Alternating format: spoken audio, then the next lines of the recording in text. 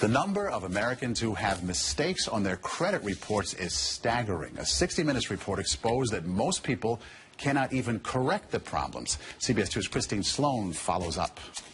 Meg Pasternak says a mistake on her credit report nearly destroyed her credit. We had to present so much documentation to say this wasn't ours, and then we still had to pay something to get it rid of it. Pasternak says it took months to resolve the problem. You feel kind of helpless because they got you under the gun if you need to get a new car or a house or for anything. Pasternak is not alone in her frustration. A new government study finds up to 40 million Americans have mistakes on their credit reports. But an investigation by Steve Croft on 60 Minutes finds most people get nowhere trying to correct an error.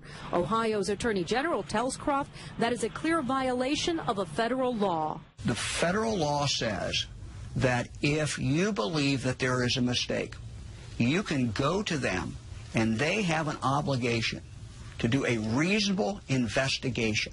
They're not doing a reasonable investigation. End result, if we're successful, is a deletion of that record from your credit report. The credit pros in Newark help people fight agencies like TransUnion and Experian. All the information they receive from a customer, they translate it into a code. They don't forward the letter and the proof of payment to the creditor.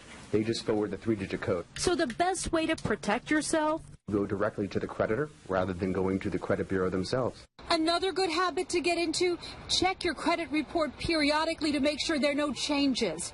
In Clark, New Jersey, Christine Sloan, CBS 2 News. And like 60 Minutes, we were unable to get an actual person at the 3 credit reporting agencies. 60 Minutes was referred to the spokesperson for the agencies, who provided a statement citing an industry-sponsored survey that showed 90